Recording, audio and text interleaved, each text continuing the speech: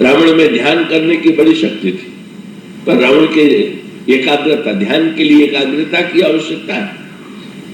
तो रावण के पास अभ्यास के द्वारा, एकाग्रता तो अभ्यास के द्वारा आती है। अगर आप दीवार में एक काला बिंदु बना लीजिए और काला बिंदु बना करके उसी की ओर दृष्टि लगावे या उसी की ओर मन लगाने की चेष्टा करें तो आपका मन एकाग्र हो जाए। कई लोग इस प्रकार से मन को एकाग्र करने की चेष्टा करते हैं, पर मन की एकाग्रता का ही महत्व नहीं। ध्यान में का एकाग्रता तो ऐसे व्यक्तियों को भी प्राप्त हो जाती है जो एकाग्रता से प्राप्त शक्ति का दुरुपयोग करते हैं। पर एकाग्रता के साथ हमारी एकाग्रता का सदुपयोग कैसे हो, महत्वपूर्ण बात यह। तो रावण तो एकाग्रता का दुरुपयोग करता है। रावण के चरित्र में वर्णन आता है कि रावण जो है चाहे जिस समय जो रूप बना लिया करता है, चाहे जिस समय जो वेश बना लेता है। तो वेश कैसे बनाता है रावण? वो जादूगरी नहीं है। इसका अभिप्राय है कि रावण नेत्र मूंद करके एकाग्रता के द्वारा जो रूप बनाना चाहता है उसी रूप का चिंतन करता है, और उसमें एकाग्रता की इतनी शक्ति है कि थोड़ी देर चिंतन करते ही वो जो है उस रूप को अपने बाहर के शरीर में भी वो प्रकट कर देता है। रावण के पास एक कला, पर एक दीवार में काला बिंदु बना करके आप ध्यान करें, वो एक और बात।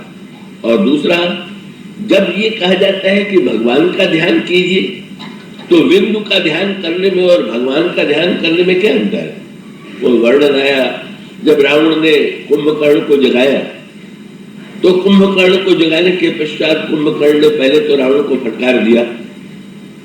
यद्यपि रावण के फटकारने के प्रसंग से कई लोगों को भ्रम हो जाता है। अभी कुंभकर्ण ने रावण को फटकार दिया तो इस बात से एक सज्जन इतने प्रभावित हुए, टीवी सीरियल में जो रामायण का प्रसंग चल रहा था बहुत सुंदर ढंग से प्रस्तुत किया गया है, लेकिन कुंभकर्ण रावण का संवाद एक दिन सुन करके एक सज्जन मिले तो वो बड़े ही प्रभावित, और उन्होंने कहा कि इतने दिनों के बाद मैं पहली बार समझ पाया हूं कि कुंभकर्ण कितना महान था।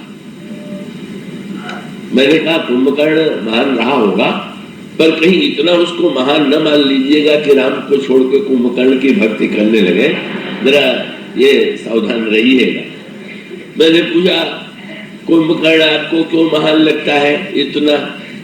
यही कहा उन्होंने कि देखिए रावण को जो जिस भाषा में कुंभकर्ण ने समझाया वो उसकी महानता का परिचय। मैंने कहा कि वो तो तुलसीदास जी ने भी लिखा कि रावण को कुंभकर्ण ने समझाया, फटकारा भी, पर आपने ध्यान दिया क्या? दो बातें गोस्वामी जी ने लिखी और वो समझने की है क्या? तो कुंभकर्ण ने, विभीषण ने रावण को थोड़ा सा समझाने की चेष्टा किया और रावण ने लात मार के निकाल दिया, और कुंभकर्ण ने रावण को इतना फटकारा पर रावण उसे सुन करके भी बिल्कुल शांत भाव से सुनता रहा। ये विभीषण और रावण के प्रति, विभीषण और कुंभकर्ण के प्रति जो रावण के मन में भेद है वो क्यों? बस वो विभीषण के चरित्र को जानता है कि जो कह रहे हैं वही करेंगे, और कुंभकर्ण के विषय में उसको विश्वास है कि कहे चाहे जो कुछ, पर करेगा वही जो मैं करूंगा। तो याद रखिए, कई लोग ऐसे होते हैं जो बात बहुत बढ़िया कहते हैं, पर बहुत बढ़िया कहने के बाद भी का स्वयं जब जीवन में अवसर आता है तो करते वही है जो रावण कहता है। तो बढ़िया बात कोई कहे और करे वो कि जो रावण कहे, तो ये तो जीवन की विडंबना है कि कोई महानता का लक्षण नहीं। और दूसरी बात तुलसीदास जी ने और बड़ी मीठी बात कही,